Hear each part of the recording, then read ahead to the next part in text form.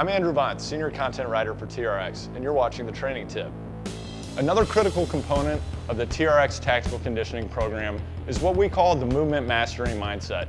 Now, when Mike gets into his training game, he wants to make sure he switches on both his mind and his body. He needs to know what a movement looks like when it's done correctly. He needs to know what a movement feels like when it's done correctly, and that's the only way he's ever going to earn his progression to a more challenging movement. So today what we're going to do is take a look at the movement mastery mindset as it applies to the TRX lunge. Now, if Mike were a basic trainee, I would have him start out with 2 hands on the ground so he's in his most stable position before he goes ahead and comes up off the ground. Okay, so he was a little bit unstable. Go ahead and go back down, Mike. Okay, so when he comes up this time, Mike, I want you to think about keeping your hips square, your shoulders square, really squeeze your butt, turn on your core, and pull your shoulders down and back as you come up off the ground.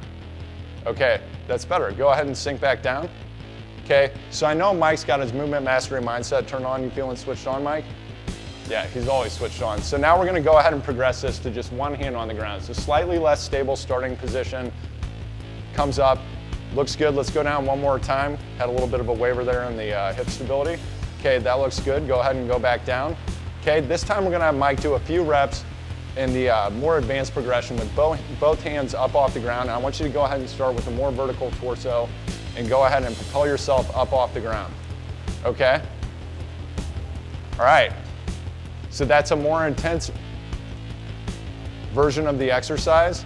And Mike would never start out with that progression. What he would need to do first is master the most basic version of the exercise, make sure he's got it nailed, make sure he knows what right looks like and what right feels like before he earns his progression using his movement mastery mindset. So every time you step into your TRX training, make sure you switch on and use your movement mastery mindset.